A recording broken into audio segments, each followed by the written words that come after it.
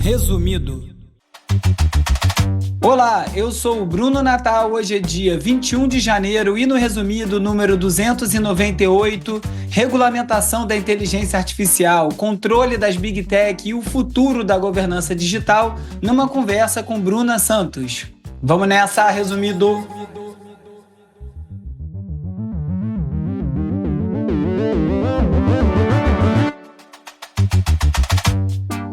Olá, resumista! Esse é o Resumido, um podcast sobre cultura digital e o impacto da tecnologia em todos os aspectos das nossas vidas.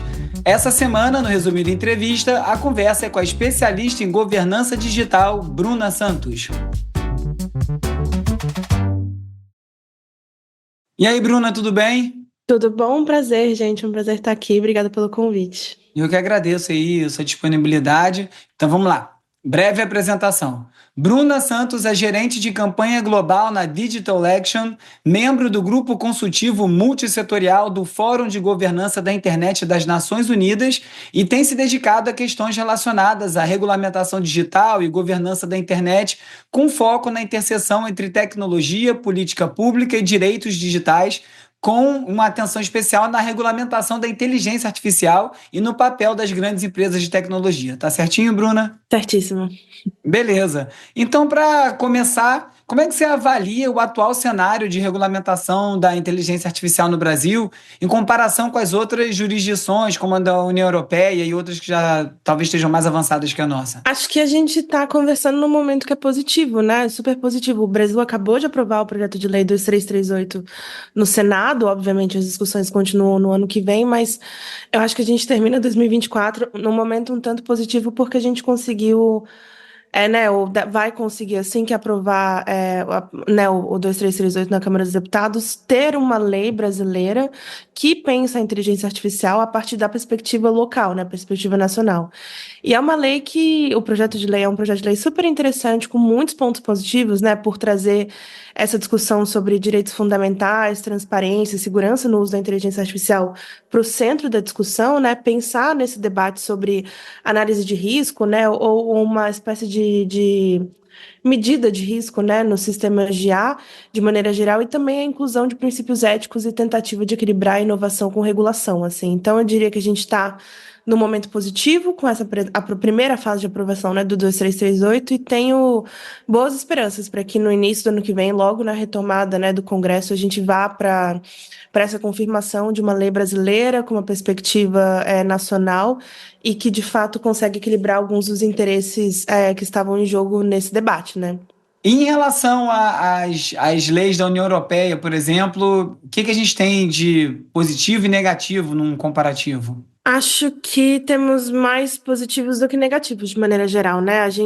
O Brasil, ele tenta, né? A gente tentou durante o ano legislativo, os últimos 3, 4 anos, né? A gente tenta ter algum nível de equiparação com os debates da União Europeia, né? Especialmente o Digital Services Act, o Digital Markets Act e o ato de inteligência artificial, né? E essas discussões também estão presentes no Congresso brasileiro, então não dá para dizer que a gente está tão longe assim deles, né? De maneira geral. No entanto, o Brasil ainda falha, né, em não conseguir aprovar ou não conseguir ter discussões muito efetivas com relação a uma lei para regulação de redes sociais, né, que vá pensar a moderação de conteúdos e que vá pensar alguns modelos de reparação, né, ou possibilidade de multas, né, e punições para as empresas Big Tech, né, com relação a falhas da moderação de conteúdo, a remoção de conteúdos específicos. Mas no debate de inteligência artificial, ao mesmo tempo, né, a gente conseguiu evoluir bastante justamente com uma abordagem que é relativamente parecida com essa discussão de risco, né, em torno da inteligência artificial. Então, eu diria que a gente não está tão distante assim, né, os pontos são muito mais positivos do que negativos, mas eu diria que no caso brasileiro a gente ainda falha em não ter, né, nenhum tipo de regulação específica que vá combater não só as falhas de moderação de conteúdo, né, e modos de, vamos dizer, comportamento das plataformas digitais, e também falha em não ter conseguido nem começar as discussões de maneira muito efetiva ainda de nenhuma regulação que vá falar sobre mercado, né, que vá tentar discutir, né, qual que é o papel que essas empresas têm no mercado, qual que é o papel que a concentração de oferta de serviços e produtos, né, que elas têm, que é um pouco o Digital Markets Act aqui na União Europeia, assim. Então, acho que é isso, né, muito a evoluir, mas acho que a gente segue passos interessantes daqui, né, da União Europeia de maneira geral, e de uma maneira que seja positiva, tomando tempo para ter as discussões necessárias. Você está baseado em Berlim, né? Por isso você fala Tô, aqui. sabe, em Berlim. Uma coisa que me chama a atenção, Bruna, é em relação ao preparo das pessoas que estão envolvidas nessa discussão. A gente viu aí recentemente no STF a discussão exatamente sobre moderação, quais são os limites, entendimentos diferentes ali entre os magistrados, uma discussão sobre o marco civil, se é constitucional, se não é. Então, coisas estão estabelecidas, passam a ser questionadas. Quando a gente fala de inteligência artificial, é ainda mais complexo. Como é que se dá essa discussão regulatória num ambiente em que as pessoas, a princípio, pelo menos, até onde o meu conhecimento me permite, é pessoas que não são preparadas, não têm o conhecimento técnico para debater aquilo. Aí fica uma coisa, pessoas debatendo sobre coisas que elas não sabem, é isso mesmo? Como é que você vê isso? Acho que aí a gente chega um pouco no papel do lobby, né? E no papel de todos os outros setores interessados nessas discussões, né? No caso da discussão de constitucionalidade do artigo 19 no Supremo, a gente sabe que muitos setores, né? Desde sociedade civil, organizações da Coalizão de Direitos na Rede, né? Que são amicus curiae nos casos com relação ao Marco Civil, mas também no debate do PLDA, a gente tem vários, né? Tanto o setor privado, quanto a sociedade civil, quanto algumas pessoas da academia indo, né, entrando em contato, seja com ministros da corte ou com membros do parlamento, para justamente tentar trazer pontos que sejam relevantes para essa discussão, né? E aí a gente, acho que, né, no Brasil a gente tem visto cada vez mais, por exemplo, o poder do lobby das Big Tech, né, que ficou já tinha ficado muito evidente no debate do PL das fake news e ficou ainda mais evidente agora no debate do 2338 por serem elas também o maior ponto de resistência, né, para algumas questões mais inovadoras ou algumas questões mais progressistas no texto. E aí, só para trazer um exemplo, acho que o 2338 tinha uma discussão sobre direito à integridade da informação, né, como se fosse uma ponte ali para que as pessoas pudessem ter informações que não fossem, né, alteradas ou, né, tivessem direito de acesso a informações íntegras, né, de maneira geral. Mas o setor de Big Tech, né, o lobby das Big Tech foi um dos principais opositores dessa parte do texto e acabou, né, desidratando essa questão, assim, ainda apesar de ser uma questão que o Brasil desenvolveu muito ali no G20 durante o ano e tudo mais, mas a gente tem visto muito papel do lobby, né, ou pro lado da sociedade civil e academia, o advocacy, né, nesse papel, assim. Então, é base que muitos dos setores envolvidos na discussão vão chegar nesses ministros ou nos membros do parlamento para poder trazer esses pontos e ajudar a reforçar algumas questões que deveriam ou não entrar na lei ou que deveriam sair da lei. Isso não me parece muito bom, né? Me parece que empresas que têm mais poder financeiro para conduzir os caminhos desse debate podem acabar vencendo. Esse exemplo que você deu específico das Big Tech em relação à integridade das notícias, qual é a resistência deles? Aonde que prejudica o modelo de negócios deles isso? O que a gente tinha entendido como argumento seria muito mais uma questão deles não saberem como garantir a integridade da informação no percorrer do trabalho Que deles, seria assim. notícia recortada ou alguma coisa fora de contexto? Como a notícia se apresenta? É isso? Informações manipuladas, assim, acho que vai para além de notícia, né? Mas também, por exemplo, vídeos que sejam manipulados, vídeos que sejam alterados, né, de maneira geral. E é de fato um dos gargalos, né, das empresas de tecnologia, das empresas de Big Tech ultimamente, assim, elas têm tido. Não sei se é uma resistência ou se é de fato a incapacidade técnica que elas dizem ter, né? Mas existe uma dificuldade muito grande, especialmente quando a gente está falando em vídeos alterados por inteligência artificial ou gerados por inteligência artificial. A gente tem uma dificuldade muito grande de desenvolvimento de tags, né? De identificação de que aquele vídeo foi criado com a tecnologia XYZ ou alguma espécie de mecanismo de detecção de que, por exemplo, um texto que eu estou lendo ali no meu Facebook é um texto gerado pelo chat GPT e não por um usuário da plataforma, assim. Então, eu acho que existe aí um gargalo, né, que elas tentam dizer que é uma incapacidade técnica, mas que alguns setores têm dito também que às vezes é uma falta de observância, assim, uma falta de cuidado também com as informações de maneira geral, ou a falta de interesse em desenvolvimento de mais mecanismos de detecção dessas tecnologias, assim. Então, eu diria que ficou por aí o gargalo. Ah, obrigado, faz sentido sim. E dentro do projeto que aí está, o projeto de lei, você consegue destacar três pontos positivos e três pontos negativos, principais, assim, talvez sejam os temas principais nos debates jurídicos? Eu acho que o primeiro ponto, assim, e que deveria ser de fato o ponto mais discutido sobre esse texto, é de fato essa localização de princípios fundamentais e direitos garantidos, né, direitos humanos, no cerne do debate, né? Então, O 2338 ele adota como princípios a transparência, a necessidade de explicação de decisões automatizadas, supervisão humana, assim, que são pontos muito importantes, que foram muito importantes ali também no debate da LGPD há muitos anos atrás, assim.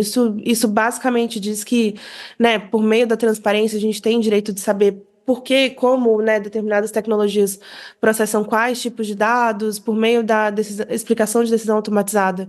Você tem também, né, uma nova obrigação para a plataforma de te dizer que determinado post seu foi removido por conta de uma moderação automatizada, né, uma moderação de conteúdos feito por IA. E isso é muito importante para que a gente chegue num espaço digital, né, mais não só mais transparente, mas mais justo, assim, né? Eu acho que tem muitas das decisões aplicadas pelas plataformas que os usuários não sabem como são feitas, assim. Mas quando a gente também vai olhando para o resto do texto, é importante pensar nisso, né? Que ele teve um alinhamento muito grande com o LGPD, acima de tudo, e com o direito à proteção de dados pessoais, privacidade e proteção de dados pessoais como uma linha geral, assim. Está bem feito. Eu acho que esse alinhamento é importante e precisava ser feito, assim, né? Muitas pessoas do campo têm dito que o Marco Civil foi a pedra inicial dessa discussão, né? A LGPD, ela estabelece aqueles alicerces mínimos, né, para processamento de dados e atividades de processamento de dados, e o PLDA, ele evolui um pouco mais o campo, trazendo essa discussão sobre classificação de risco, sobre modelos de governança e recolocando a importância de consideração de direitos humanos, né, em torno dessa discussão. Eu diria que o segundo ponto positivo é justamente a discussão sobre a classificação de risco, né? Porque a estrutura de governança que é proposta no texto, ela vai falar sobre uma avaliação preliminar obrigatória para sistemas de IA de maneira geral, né? Inclusive na aplicação da saúde e segurança pública, assim. E isso é muito importante porque para a saúde a gente tem ali uma utilização de dados que são dados sensíveis, né, com relação, né, a tratamentos e condições das pessoas e tudo mais, que ali é uma questão muito séria, né? E que na época do debate da LGPD existia um medo muito grande também que esses dados, uma vez que eles caíssem na mão dos planos de saúde, fossem servir também para discriminação da contratação do plano de saúde. E na segurança pública é quando a gente está falando justamente de questões como o reconhecimento facial, que é uma tecnologia racista e discriminatória, e também do policiamento preditivo, né, que quer basear, né, a incidência de crimes com base em toda uma população de um bairro específico, e também é uma outra, né, tecnologia ou modelo de análise, assim, que é um tanto discriminatória, assim, além de ser problemática também para maneiras, né, gerais. Então, eu diria que essa questão da governança, né, em torno da análise de risco também é um ponto muito importante. E eu diria, por fim, o sistema, né? O texto cria um Sistema Nacional de Regulação e Governança de IA, que vai ser coordenado, idealmente, pela Autoridade Nacional de Proteção de Dados. E eu diria que é um ponto positivo justamente por trazer essa articulação entre setores e autoridades, né? Não só de dados pessoais, mas também sobre outros temas que possam afetar, né, o uso de sistemas de IA ou o uso de dados pessoais também. E são medidas também que, né, dentro da CIA, né, que é a autoridade, ela pode incluir a formação de grupos de trabalho provisórios, grupos de trabalho multissetoriais também, né, e a criação de diretrizes, né, que garantam o cumprimento parcial do texto da lei enquanto, né, o sistema todo não está em vigor. Então, esse para mim são os três pontos principais, assim. E de negativo, o que você sentiu mais falta? Eu diria que tem uma falta muito grande aí de abordagem mais específica para uso de sistema biométrico, que aí é justamente, né, o reconhecimento facial ou qualquer coisa que pegue Digitar. dados de biometria digital, exatamente, assim. Então, o texto regulamenta, mas eu diria que falta medida eficaz para prevenir abuso e proteger direitos fundamentais por meio da aplicação desses sistemas que podem vir a ser sistemas de vigilância em massa, né? Eles têm, né, sistema de reconhecimento facial especificamente, assim, ou outras coisas nessa linha, tem sido alvo de críticas globais, né, por promover justamente o que eu estava falando, discriminação racial, ampliar risco de vigilância estatal excessiva, né, de maneira geral. Então, é importante pensar que a gente precisa de algum mecanismo a mais, né, para poder prevenir esses abusos de maneira geral. Sobre esse ponto, eu sou o tio maluco que não boto digital no clube, não boto digital na academia, atraso a fila inteira, mas eu não consigo imaginar que a academia, ainda mais a que eu vou, tenha qualquer cuidado com esse tipo de dado, eu não sei onde isso vai parar. Então, assim, toda vez eles tentam me convencer, não, você tem que botar, eu falei, não, não tenho que botar e eu não vou botar enquanto vocês não me apresentarem a documentação de onde vai a minha digital. E eles não têm, né? É isso mesmo, assim. É muito importante, né, que a partir de leis como a LGPD e essa discussão no PLDA, a gente tenha criado um espaço de conscientização que é muito maior, né? Assim, eu diria Uhum. que há anos atrás a gente, tudo bem que a gente não tinha tecnologia de uma forma tão efetiva, às vezes tinha, sei lá, no consultório médico, né, alguma coisa assim, mas é importante criar essa conscientização sobre isso, né? É porque elas estão em todos os lugares, é a porta da escola do seu filho, é a porta do seu condomínio, né? Às vezes, literalmente assim, a gente tem uma disseminação em massa desses sistemas e sem uma garantia que, de fato, os dados coletados ali são guardados, né, da maneira que eles deveriam ser guardados, que não vai haver nenhum tipo de vazamento. E a Ou gente está. usado para o que eles devem ser usados, né? Por exemplo, cartão de transporte público, que pode monitorar seu caminho inteiro, você também não sabe para onde aquilo está indo, né? É isso, você leu minha mente agora, eu ia falar justamente disso, assim, porque eu acho que esses sistemas de biometria, eles vão muito sobre dados de movimentação mesmo, né? Saber quem que entra naquela escola naquele horário, ou quem pega o ônibus na linha XYZ na segunda-feira de manhã, ou até, né, quem vai no consultório médico uma vez por mês. E a partir daí você consegue, né, deduzir várias coisas e várias questões sobre as pessoas, e isso é muito importante ter, né, algum tipo de proteção em torno disso, assim. Então, é de fato importante mesmo. No caso da Marielle mesmo, a solução foi tudo por dados telemáticos, né? Eles conseguiram tracear tudo de pessoas que não estavam disponibilizando aquilo voluntariamente. Aí você imagina quando a gente voluntariamente está dando os dados, a gente bota o rosto mesmo, diz onde passou, onde foi, onde estava, a quantidade de coisa que você abre para sua vida e você tocou num ponto que eu acho importante, já falei disso algumas vezes no podcast, que é, né, às vezes a resposta cínica é: ah, mas eu não tô nem aí, não tenho nada para esconder, qual o problema de saber onde eu tô? Não é isso, não é essa a questão é para que isso vai ser usado. Como você falou, você pode estar com uma dor de dente e não conseguir, sei lá, liberar depois um tratamento de canal, porque o seguro já recusa te receber, porque sabe da dor de dente que você escreveu no Twitter, sei lá.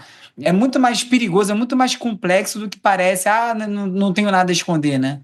Não, exatamente, assim, a gente vive num mundo onde, né, boa parte dos negócios digitais, ou até, né, vários negócios que existem no mundo de maneira geral, eles são parte hoje dessa grande economia baseada em dados, né? Então, não é só o dado de navegação que a gente está falando exatamente disso, assim, de dados de trânsito, né? Se, por exemplo, a Uber, quando ela surgiu, ela era uma empresa que era bastante inovadora, né, em termos de proposta, justamente por ela ter vindo com uma ideia de compartilhamento de dados de trânsito, né, para alguma melhoria, né, de tráfego e tudo mais.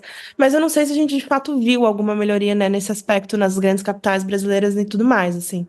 Mas de fato a gente está falando de dados que são muito específicos, assim. Acho que tem uma história que eu acho que é uma crônica do New York Times de alguns anos atrás, assim, acho que talvez uns 6 anos atrás, alguma coisa assim, que fala justamente disso, de uma mulher que, né, ela tinha tido uma. Acho que ela estava grávida. Acho que ela engravidou, ela perdeu o neném. E logo depois de ter perdido a gravidez, ela continuava sendo ofertada, né, produtos de Ah, bebê e coisas nessa eu linha, vi assim, esse caso, é. né? Eu acho que não é o único caso na história, mas de fato, assim, né? São dados pescados ali da sua navegação de um momento específico, que você pode ter procurado coisa para uma amiga ou para você mesmo, mas que depois de um momento traumático, né, continuam sendo ofertados O produtos. Uber, inclusive, tem um aspecto muito preocupante nele, que é o seguinte: você não consegue deletar do histórico uma corrida específica. Se você entrar lá no FAQ, lá nas perguntas, ele vai dizer: você precisa deletar a sua conta por completo e iniciar uma nova, perder a reputação, perder todo o histórico, se você quiser apagar uma corrida específica. Eu nunca entendi qual a justificativa técnica disso, mas soou como uma insanidade, o equivalente a você não poder apagar um post que você fez em algum lugar, né? E não só isso, né? Pensando que, por exemplo, no Brasil, a gente ainda tem uma abordagem no Uber que é um pouco mais ok, eu diria, mas, por exemplo, eu acabei de voltar da Arábia Saudita e lá é obrigatório, por lei, que o Uber grave áudio e vídeo de todos os passageiros. Aqui tá rolando muito isso, mas é por proteção, né? Eles têm feito para se É, proteger de acusações, mas quase todos agora têm tido essa câmera. Lá é obrigado. lá é obrigado e também, assim, no caso do Brasil, eu sei que alguns motoristas têm feito isso e, de fato, Uhum. presta questão de proteção, mas eu me pergunto muito sobre o consentimento dessas coisas, né? Porque muitas vezes o passageiro entra no carro Não é sem saber avisado. a gravação, sem saber que aquilo está sendo feito bom, né, é um dado que vai ser mantido pelo motorista, né? Teoricamente, no app tem que avisar que o carro que está vindo tem uma Exato. câmera, e teoricamente tem que ter um aviso dentro do carro, e teoricamente o motorista tem que te avisar. Nunca vi nada disso acontecer. Nunca aviso nada. Lá na Arábia Saudita, eles avisam, quando você chama a corrida do aeroporto, eles avisam que, por lei, todos os Ubers têm que gravar e tudo mais, assim. Mas, de qualquer jeito, né, é um cenário um pouco... É isso, né? É muito mais expansivo do que só pensar, eu não navego em nada perigoso no Twitter, ou... E você falando assim, essas casos da Arábia Saudita, você estando baseado em Berlim, falando dessa lei no Brasil, e a sua própria experiência no Fórum de Governança da Internet na ONU, como é que isso molda a sua visão, primeiro, assim, sobre como regular a Big Tech e sobre qual é o papel do Brasil nisso tudo? Porque eu sinto que aqui a gente está numa ponta tão distante, que a gente não tem essa indústria praticamente, que a gente fica tentando regulamentar, mas a empresa está lá não sei aonde, se ele quiser nem cumpre. Né? A gente vê essa discussão, viu aí que o tamanho da briga que o Twitter bancou, acabou perdendo, ainda bem, mas né, por questão de soberania, né, nem quero entrar na parte política da discussão, é só questão de soberania mesmo. Como é que você vê o Brasil nisso tudo? Qual é o nosso papel? O que a gente agrega? Que direito que a gente Eu tem? acho que vale dizer, para começar também, que essa linha de descumprimento, né, de pedidos, de leis, é uma linha global, tá? A gente passou, né, em 2024 por mais de 80 eleições ao redor do mundo e a gente viu, né, que em muitos dos países que tiveram eleições, as plataformas não deram o trabalho nem de ter um time local, sabe, para atender questões e para, né, resolver problemas, para escalar conteúdos que violassem as leis e tudo mais. Então, assim, existe uma linha, né, global de desrespeito ou uma falta de preocupação específica com, né, localidades e lugares no mundo que é muito preocupante, assim, o Brasil não está fora dessa curva. Eu acho que a experiência do GF, ela traz para mim, o GF, né, esse fórum global, é um fórum multissetorial, então, assim, todos os setores interessados têm que estar lá, faz parte da discussão que ela seja feita entre vários setores e não só entre sociedade civil e Big Tech, ou Big Tech e governos, assim, a discussão ela tem que ser, né, participativa. Mas eu diria que a mensagem principal que espaços como o GF passam é a importância da cooperação global para enfrentar esses desafios regulatórios, assim, né, acho que não existe, ainda mais nesses últimos anos, ficou muito claro que não existe um modelo regulatório que seja suficiente para o mundo inteiro ou que seja suficiente para lidar com os problemas do mundo inteiro. E ainda que a gente olhe positivamente para leis como o Digital Services Act, tem uma questão aí de adaptação, né, a sistemas legais, a sistemas regulatórios e também há diferenças, né, e nuances que existem entre os países que é muito importante que a gente aprenda, assim, sabe? Então, a cooperação global, ela tem, eu vejo talvez como um dos principais pontos, assim, e eu tô falando cooperação global como troca de informações entre governos, troca de aprendizados entre parlamentos, né, do mundo todo sobre essa experiência regulatória, assim, troca de informação também entre esse momento do compliance, né, que a União Europeia está passando agora, tanto com o AI Act quanto com o DSA e o DMA. Então, acho que tem um papel aí muito grande nesse espaço de troca, vamos dizer assim, que é a cooperação global, para poder evoluir a agenda de maneira geral. E qual o mecanismo de responsabilização dentro dessas regulamentações que já estão estabelecidas que você acha que são essenciais para isso tudo ser cumprido de fato? O que é importante existir? É bem complexo falar de mecanismo regulatório de maneira geral, assim, porque eu acho que cada um adota, né, a sua abordagem, assim. A União Europeia, ela criou um modelo que é muito complexo e que é muito interessante, que é justamente olhar para as empresas privadas, né, por meio de uma análise de risco também presente, né, no PLGA do Brasil, que é a análise de risco sobre o espaço que essas empresas ocupam no mercado, os produtos que elas oferecem, né, e se existem coisas como uma análise de impacto em direitos humanos, uma análise, sabe, análises maiores sobre o produto que é oferecido ali. E com base no cumprimento ou não descumprimento de obrigações como relatório de transparência e coisas assim, a União Europeia ela passa a punir, né, esses atores de maneira mais efetiva, assim. Eu acho que esse tende a ser talvez um dos principais modelos olhando para frente, justamente por ele não permitir, né, a punição de uma empresa específica com base na remoção de um post, ou, né, com base num fato específico, mas ela se, né, se alinha numa série de exigências, como, né, canais de contato para usuários, publicação de relatórios de transparência, publicação de análise de impacto, é, a realização de relatórios anuais de impacto em direitos humanos. Então, é uma série de coisas que é requisitada, né, das empresas maiores e que também, né, funcionam ao mesmo tempo como uma medida de transparência, né, para o setor, e também como uma medida de mais escrutínio, né, sobre os produtos de maneira geral, assim. Então, eu tendo a olhar para o DSA como um dos modelos mais efetivos que a gente tem hoje em dia, e espero, né, que no ano que vem, assim, quando a gente terminar os debates do Supremo sobre o Marco Civil e o Congresso também entender que a missão é deles, né, a gente consiga evoluir num caminho parecido. E quais as tendências de regulamentação que você acha que vão vir por aí ainda? E como é que o Brasil se prepara para isso? O que que você acha que está sendo preparado para aparecer questões que talvez a gente não esteja pensando ainda? Eu acho que, assim, tem um debate muito grande ainda sobre a generativa, né? Que o que vai ser feito, quais são os mecanismos de controle, quais são os mecanismos de transparência que podem ser dados para a IA generativa, assim, acho que esse é um dos principais pontos, especialmente, né, porque a gente está falando, e não só da IA generativa, né? Quando a gente fala de deepfake também, são outras questões que afetam não só usuários de maneira geral, mas servem também como um mecanismo de expansão de violência de gênero, né? De violência de gênero online, que, enfim, muitas mulheres têm sido vítimas de deepfakes, né? E nessa linha. Eu acho que tem um debate também sobre controle de feed de redes sociais também, que talvez esteja menos presente no Brasil, mas que é muito importante, né? Que é justamente essa reconquista de um controle que os usuários possam ter, né? Do feed das redes sociais de maneira geral e de Esse é o controle. meu sonho maior, é a gente ter controle completo do que aparece no nosso feed. Você ajustar seu algoritmo, você aceitar ou não aceitar determinados tipos de conteúdo, né? Exato, sair desse espaço de sugestão, né, que não é só um espaço que antes, né, o que as plataformas vendem como espaço de sugestão, mas ele é um grande espaço de influência, né? Total. A gente pode olhar talvez para o Instagram de uma maneira específica, de uma outra plataforma de uma outra maneira, mas, por exemplo, o Instagram ele qualifica todos os usuários com base em interesses. Assim, eu estava vendo, né, a lista de interesses que está na minha conta esses dias e eu, por ser uma pessoa maior, de um corpo maior, tá ali na minha lista dieta e body acceptance na mesma linha, assim. Então, tipo, tá tudo junto. Então, e é uma coisa meio maluca nesse aspecto, né? Mas e aí, quando você olha para outras redes, como o próprio X, né? O X, ele tem esse feed, dois feeds, né? Que é o feed das pessoas que você segue, mas o outro feed, em compensação, tá absolutamente descontrolado.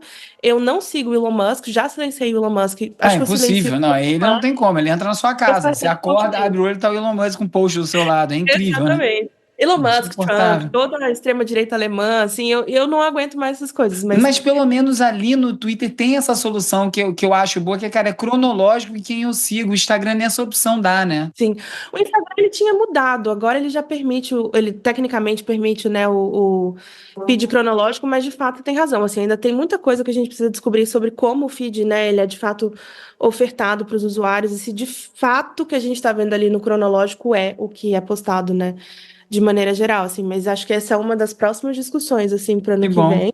Tô torcendo para isso acontecer. E é assim, isso também faz parte de uma questão que eu acho que essas discussões elas ficam muito densas, muito complexas, muito distantes, fisicamente até, né? Essas empresas estão longe, não tem nenhum atendente para você falar aqui.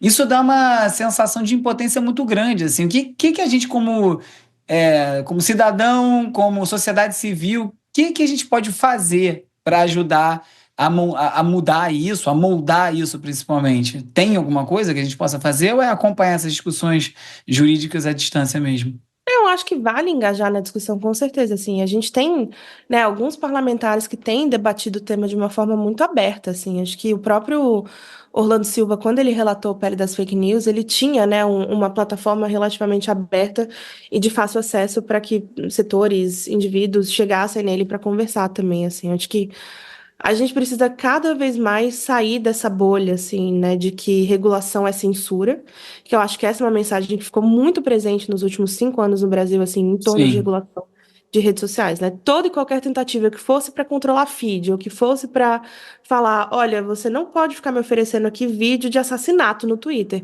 As pessoas sempre conseguiam mudar isso para uma tentativa de censura e de fato não é isso, né? Regulação é sobre garantia de direitos, ela não é sobre controlar conteúdos, ela não é sobre remover conteúdos, né? É mais para oferecer salvaguardas caso essas remoções sejam feitas. Então, eu diria que dá para engajar e talvez assim engajar com a própria Coalizão Direitos na Rede, né, que é um coletivo de entidades no Brasil que tem mais de 40 organizações, quase 60 hoje em dia, eu acho, que tem trabalhado nesses temas. Eu acho que vale a pena, assim, muitas das organizações estão lá, aceitam voluntários, fazem debates públicos, fazem lives no YouTube, no Instagram também, e é muito importante engajar com esses espaços, assim, além de tudo, né, que por mais que você se sinta às vezes um pouco distante, sempre existe uma pontinha de aproximação, assim, seja de um grupo de estudos que está na sua cidade ou de um movimento que está ali surgindo, né, de um grupo XYZ, mas também para poder fazer parte dessa voz mais uníssona, né, da sociedade civil, que eu acho que é o que falta no debate de tecnologia nesses últimos anos. Juntos venceremos, né? Bruna, muito obrigado pela conversa. Excelente papo, adorei, aprendi um monte aqui. Vamos marcar um outro depois para falar de mais questões, porque sem dúvida não dá tempo de falar tudo isso aqui. Quem quiser te encontrar, saber mais do seu trabalho, acompanhar essas discussões, onde que te encontra? Olha, eu tô no Blue Sky, só para não dar endereço do Twitter. Mas eu tô no Blue Sky, eu tô no LinkedIn. No LinkedIn eu tô com o meu nome completo, Bruna Martins dos Santos. E no Blue Sky eu tô Bru MS. Então, Bruna e as iniciais do meu sobrenome. Então, tô por lá também, junto com o povo da Coalizão e vários outros movimentos do Brasil também trabalhando nesse tema. Beleza, Bruna, muito obrigado. Até a próxima.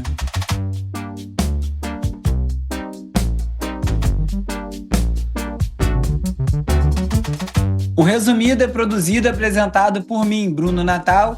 O roteiro é escrito por mim e pelo Agenor Neto, com a colaboração do Carlos Calbuque Albuquerque e do Cauê Marques, que também coedita o roteiro, a newsletter do Futuro Explicado e as redes sociais do Resumido, que contam com as animações do Peri Selmanman e o design do Felipe Araújo. A edição e mixagem é feita pelo Hugo Rocha, a foto da capa é do Jorge Bispo e o tema original foi composto pelo Gustavo Silveira. Eu sou o Bruno Natal, obrigado pela audiência e semana que vem tem mais Resumido. Resumido.